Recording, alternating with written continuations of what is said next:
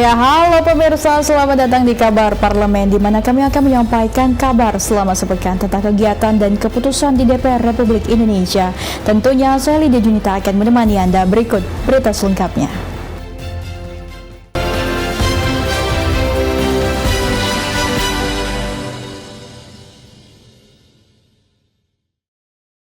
Pemirsa, kita ke informasi utama. Ketua Badan Kerjasama Antar Parlemen DPR RI Mardani Alisera mengatakan sidang Parliamentary Union of the OIC Member States menjadi panggung penting untuk menyatukan pandangan dan memperkuat solidaritas antar negara dalam menghadapi tantangan dunia modern.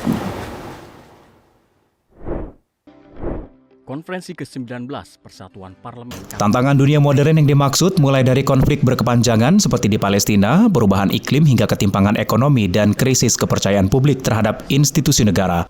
Dalam sidang standing komite yang memperluas permukiman dengan cara ilegal serta genosida sistematis yang terjadi di Gaza. Selain itu, Mardani juga menegaskan PUIC harus dapat menjembatani perdamaian bagi negara-negara yang tengah berkonflik, tidak hanya Palestina tetapi juga konflik Rusia, Ukraina, dan India, Pakistan. Ini bahas yang sangat sensitif, ya, bukan cuma Palestina, tapi Pakistan dan India, Ukraina dengan Rusia, terus di antara negara kita juga ada Sub-Sahara dan macam-macam, ada dispute. Nah, kita insya Allah akan menjadi mediator perdamaian. Kita tidak menegasikan konflik yang ada, tapi put all the things on the tables, lihat dari seluruh perspektif, dan kita cari common ground, kesamaan. Diketahui, PUIC merupakan satu-satunya organisasi yang menghimpun parlemen negara-negara anggota OKI, didirikan secara resmi pada 17 Juni 1999 dengan markas besar di Teheran, Iran. PUIC sendiri berfungsi sebagai forum penting untuk memperkuat diplomasi antar parlemen dan mendorong sinergi kebijakan di antara negara-negara Islam. Sana Cyrus, Anggada Agung, Berita Nasional TV. Nah, pemirsa, ada yang menarik nih. DPR RI memperkenalkan beragam snack tradisional hasil UMKM Indonesia yang ramah lingkungan dalam kegiatan Konferensi Parlemen Internasional OKI di Gedung DPR RI Senayan, Jakarta. Ketua Badan Kerjasama Antar Parlemen DPR RI Mardani Alisera mengatakan ingin menghadirkan tempat-tempat bagi UMKM Indonesia di fora internasional. Memperkenalkan dan menghadirkan snack cemilan tradisional hasil buatan UMKM Indonesia khususnya di Jabodetabek pada kegiatan Konferensi Internasional Parlemen OKI di DPR RI kepada legalasi negara yang hadir merupakan salah satu komitmen Ketua DPR RI Puan Maharani untuk memperkenalkan hasil karya UMKM Indonesia yang ramah lingkungan yang diharapkan nantinya mendapatkan tempat di fora internasional. Ketua Badan Kerjasama Antar Parlemen DPR RI Mardani Alisera mengatakan snack yang disediakan beragam dan berbeda dari setiap harinya. Mulai dari rempeyek, ubi cilembu, potato chips, hingga choco chip yang dikemas dalam kemasan yang ramah lingkungan. Mardani juga mengatakan bahwa hal tersebut bagian dari upaya edukasi dan literasi dalam menjaga lingkungan. Salah satu hal kecil yang menarik di pelaksanaan Parlemen Negara OKI, konferensi PUIC ya, Konferensi Parlemen Negara OKI adalah komitmen Mbak Puan, Ketua DPR kita, menghadirkan UMKM tapi yang ramah lingkungan. Ya, dalam setiap sesi selalu ada dua snack cemilan. Ya, yang pertama ini cemilan tradisional. Kemarin rempeyek. Wah, Ya pemirsa, kita ke RI 1 nih. Presiden RI Prabowo Subianto hadir pada konferensi ke-19 Parliamentary Union of the OIC Member States atau Persatuan Parlemen Negara-Negara yang tergabung dalam Organisasi Kerjasama Islam. Sebelumnya, Ketua Badan Kerjasama Antar Parlemen BKSAP DPR RI Mardani Alisera telah memastikan kehadiran Presiden. Indonesia menjadi tuan rumah dalam perhelatan sidang umum Parlemen Negara-Negara OKI yang berlangsung pada 12 hingga 15 Mei 2025 di Gedung Parlemen DPR MPR RI. Ketua Badan Kerjasama Antar Parlemen Mardani Alisera mengatakan di hari pertama, sejumlah wakil negara Parlemen OKI menetapkan agenda bertema tata kelola yang baik dan kelembagaan yang kuat sebagai pilar ketahanan melalui rapat standing komite. Sidang PUIC ke-19 yang diikuti oleh 450 anggota DPR dari negara-negara OKI ini akan dibuka besok hari oleh Presiden Prabowo. DPR RI juga telah menyiapkan Senayan Declaration yang menjadi dokumen utama hasil konferensi. Tanggal 14 besok jam 19.30 Pak Prabowo insya Allah confirm akan hadir, tentu ditemani oleh Mbak Puan sebagai tuan rumah, dan message-nya sama, Indonesia siap untuk jadi negara yang menjadi jembatan bagi semuanya menuju kemakmuran bersama. Ya, informasi lain pemirsa, DPR RI tengah menggelar konferensi Parliamentary Union of the OIC Member States ke-19 di gedung MPR DPR RI Senayan, Jakarta Pusat. Tentunya Ketua DPR RI Puan Maharani melakukan bilateral meeting bersama 4 negara. Salah satu isu yang menjadi pembahasan adalah terkait perdamaian Palestina. Ketua Umum Puan Maharani melakukan bilateral meeting bersama 4 negara Islam yakni Aljazeera, Oman, Bahrain, dan Ceko. Ada beberapa pembahasan yang dibahas pada bilateral meeting bersama 4 negara tersebut. Di antaranya adalah pembahasan memperkuat sistem kerjasama antar negara Islam dan menuntut perdamaian dunia kepada Palestina. Wakil Ketua Badan Kerjasama Antar Parlemen Irina Yusiana Roba Putri mengatakan tidak hanya Palestina, banyak konflik yang terjadi saat ini di negara Islam lainnya, seperti Pakistan dan India serta kekerasan Rohingya, yang dibahas Ketua DPR RI bersama dengan Ketua Parlemen negara-negara yang hadir. Irina juga menjelaskan selain membahas perdamaian Palestina, banyak hal lain yang dibahas pada konferensi Parlemen Internasional yang diadakan sejak 12 Mei 2025 hingga 15 Mei 2025. Seperti pembahasan kerjasama antar negara, pendidikan, sosial, perempuan dan keluarga hingga pariwisata. Irina juga mengatakan pasca dampak dari pandemi COVID-19 tidak ada satupun negara yang mampu menyelesaikan masalah sendiri. Maka dari itu hubungan dan komunikasi yang baik antar negara harus dibangun dengan sebaik-baiknya. Lakukan bilateral meeting dengan 4 negara.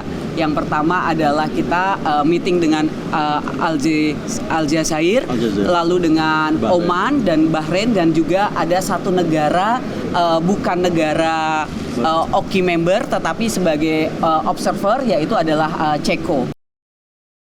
Ya pemirsa, informasi berita lainnya tentunya akan kami sajikan usai jeda berikut ini. Tetaplah bersama kami di Kabar Parlemen.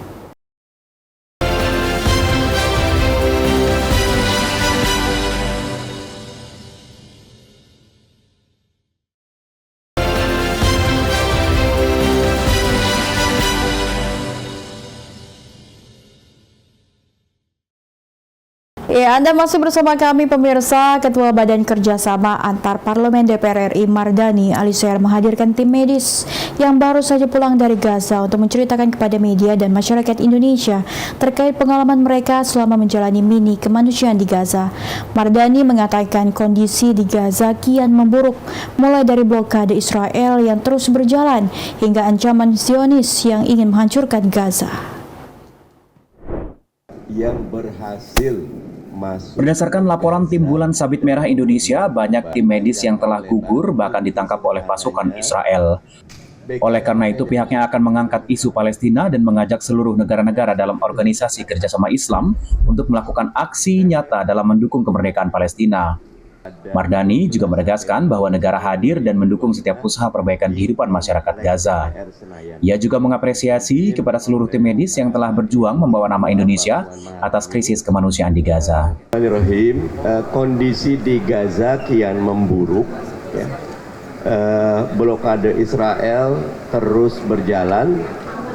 Ancaman Zionis Israel melalui Netanyahu yang ingin membumi hanguskan Gaza terus dilakukan, dan dari update teman-teman Bulan Sabit Merah Indonesia tadi, kondisinya bahkan untuk petugas kesehatan juga sangat terdampak.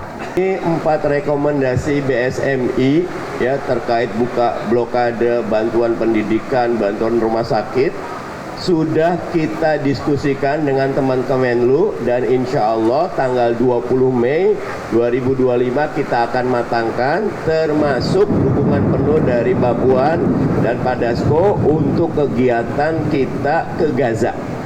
Mudah-mudahan setelah 20 Mei bersama dengan MUI, teman-teman Basnas, teman-teman NU, teman-teman Muhammadiyah dan 125 ormas dan lembaga kemanusiaan yang lainnya plus pemerintah Indonesia itu kita akan mengumumkan kerja yang lebih aksi di lapangan terkait dukungan untuk kemerdekaan Palestina, khususnya perdamaian di Palestina. Terima kasih. Natasha Alko, Adi Chandra, Dewananta, Berita Nasional TV. Dan kemudian kembali tepuk tangan buat Ya, terkait ledakan pemusnahan amunisi kadaluarsa milik TNI AD di Garut yang menewaskan belasan orang, anggota DPR RI Dev Laksono mengatakan jika peristiwa tersebut akibat sebuah kelalaian dan juga pelaksanaan prosedur yang tidak tepat. Dev Laksono mengatakan ledakan amunisi kadaluarsa tersebut merupakan sebuah kelalaian dan juga pelaksanaan prosedur yang tidak tepat. Menurutnya standar operasional prosedur atau SOP perlu dipertanyakan. Apalagi ada warga sipil yang ikut tewas menjadi korban ledakan. Dia menekankan musibah itu harus menjadi perhatian seluruh pihak terkait. Namun begitu pihaknya mendukung dilakukan investigasi mendalam dan menyeluruh agar publik mengetahui dengan jelas latar belakang informasi dari kejadian yang menewaskan anggota TNI dan masyarakat sipil. Seperti diberitakan, 13 orang dilaporkan tewas akibat pemusnahan amunisi kadaluarsa milik TNI AD yang meledak pada Senin 12 Mei di Kecamatan Cibalong, Kabupaten Garut, Jawa Barat. Dari 13 orang yang tewas, mayoritas warga sipil sebanyak 9 orang dan 4 diantaranya prajurit TNI AD. Personil aktif dari Gudang Pusat Amunisi 3, Pusat Peralatan TNI Angkatan Darat. Kejadian fatal, bencana yang fatal telah terjadi di Garut pada saat TNI melakukan operasi rutin, yaitu menghancurkan amunisi yang afgir. Nah, ini telah menewaskan 13 orang, 4 personel TNI dan 9 warga sipil. Hal ini terjadi diakibatkan apa? Tentu pasti ada sebuah kelalaian dan juga prosedur yang tidak tepat sehingga terjadi ledakan yang menewaskan para orang di seputaran tersebut. Nah, ini yang menjadi perhatian kita, mengapa ada warga sipil di dalam perimeter dekat, padahal sedang ada live ammunition yang sedang dihancurkan. Nah, SOP ini yang menjadi pertanyaan, akan tapi sebelum kita bertindak lebih jauh, sebelum kita melakukan putusan yang lebih dalam, harus dilakukan investigasi yang mendalam, investigasi yang secara detail, dan itu dilaporkan secara berkala kepada masyarakat sehingga semua orang tahu persis akan duduk persoalan, semua mengerti, memahami apa yang terjadi, dan tindakan ataupun kebijakan yang diambil oleh TNI AD itu sesuai dengan kebutuhan di lapangan. Dari Jakarta, Sena Sairus, Angkada Agung, Berita Nasional TV. Ya, pemirsa, maraknya praktik parkir liar di Jakarta menuai perhatian DPRD DKI Jakarta. Anggota Komisi C Hardianto Kenneth menegaskan perlunya tindakan tegas untuk memberantas parkir liar dan premanisme yang meresahkan masyarakat.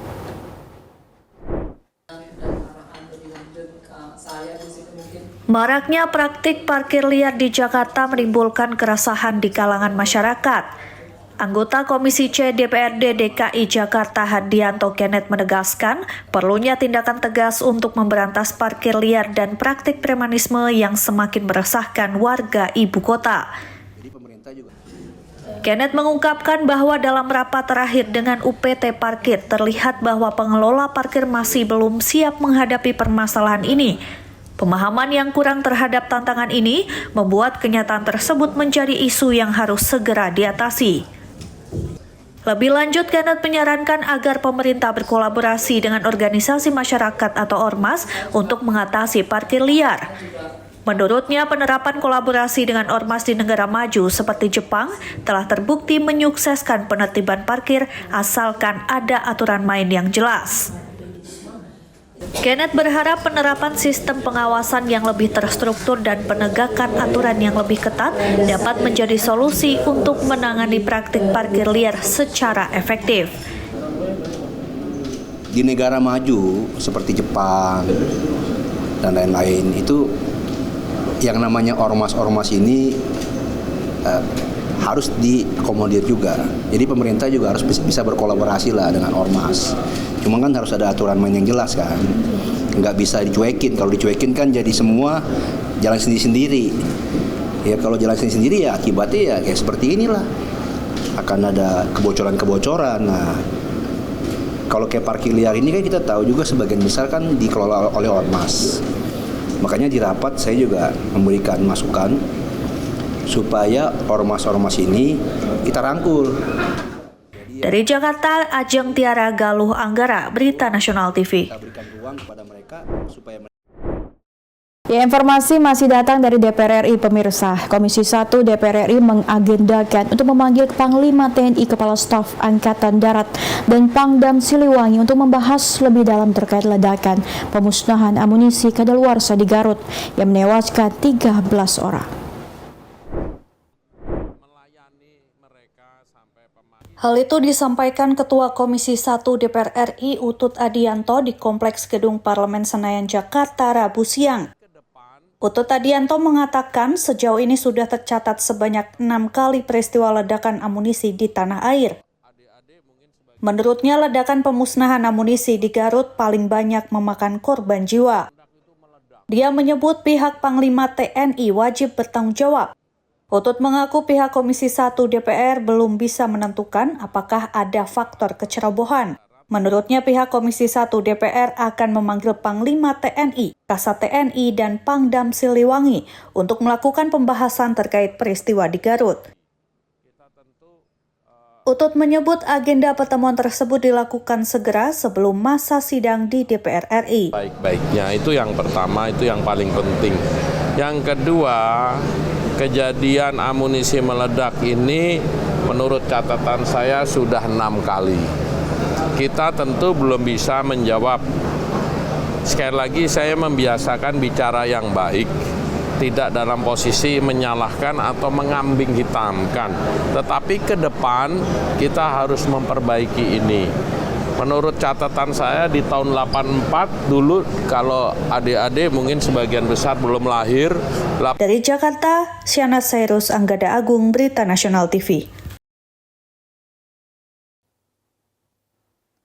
Ya, informasi berita lainnya akan kami sajikan usai jeda berikut ini. Tetaplah bersama kami di Kabar Parlemen.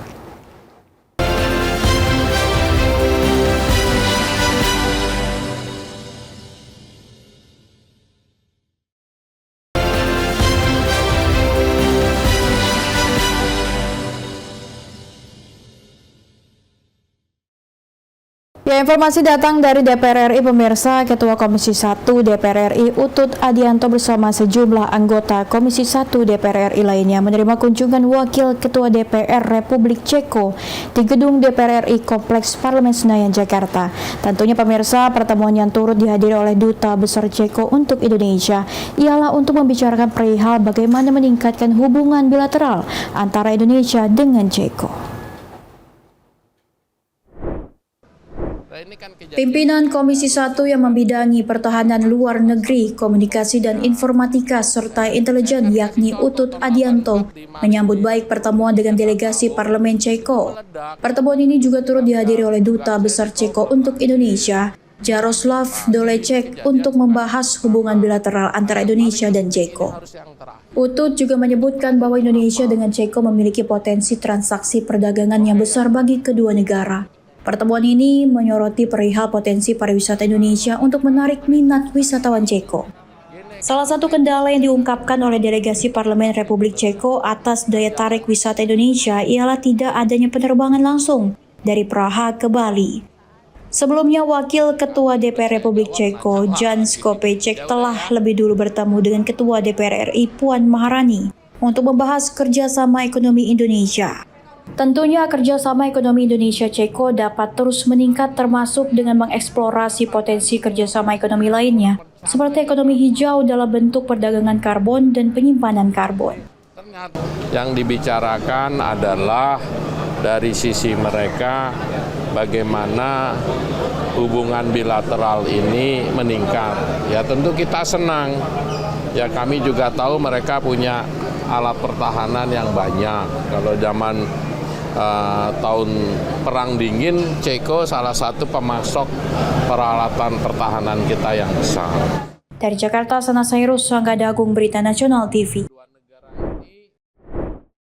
Ya, Ketua DPR RI Puan Maharani menyoroti isu relokasi warga Palestina dari Gaza yang menegaskan bahwa Gaza adalah milik rakyat Palestina dan menolak wacana tersebut. Puan juga menekankan pentingnya emansipasi perempuan di negara-negara anggota Organisasi Kerjasama Islam yang juga turut berperan aktif dalam pembangunan dan pengambilan keputusan.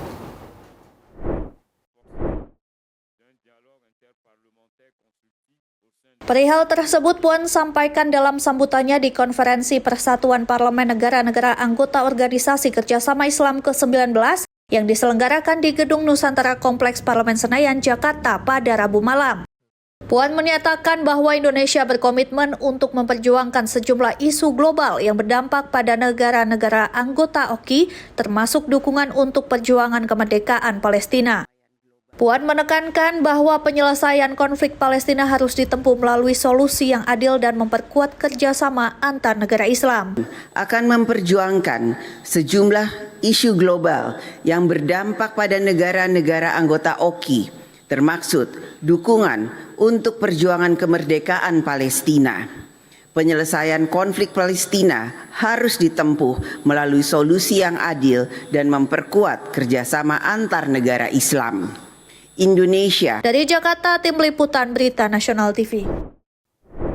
Ya, masih dari DPR RI, pemirsa, Ketua DPR RI Puan Maharani secara resmi membuka konferensi ke-19 Parliamentary Union of the OIC Member States di Gedung DPR Senayan, Jakarta, Rabu 14 Mei 2025. Tentunya pemirsa, dalam pidatonya Puan mengajak negara-negara anggota Organisasi Kerjasama Islam untuk memperkuat solidaritas dan bekerja sama menghadapi tantangan global termasuk memerangi berbagai bentuk diskriminasi.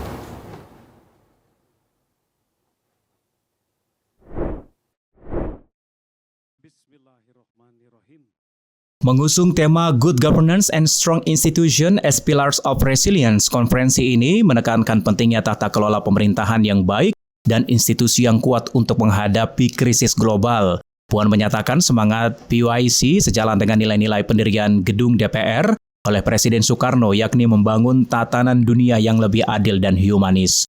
Dalam pidatonya yang dihadiri Presiden Prabowo Subianto dan delegasi dari 54 negara, Puan menyoroti sejumlah isu strategis seperti ketimpangan ekonomi, ketahanan pangan, perubahan iklim, perbedaan perempuan, dan perjuangan kemerdekaan Palestina. Puan menekankan pentingnya solidaritas dan komitmen bersama anggota PUIC dalam membentuk dunia yang damai dan berkeadilan. Kita tidak dapat membiarkan tatanan dunia berkembang secara alamiah, membiarkan persaingan kekuatan politik dan ekonomi menentukan segalanya.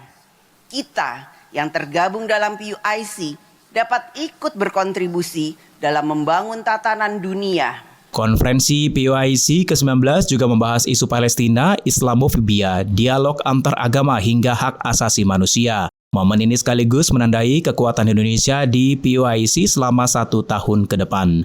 Pembukaan konferensi ditandai dengan pemukulan tifa oleh Puan, Presiden Prabowo dan Sekjen PUIC Mohammed Khouraichi Nias. Acara ini dihadiri sekitar 500 delegasi dari negara-negara anggota dan pengamat, serta menjadi bagian dari peringatan 25 tahun berdirinya PUIC.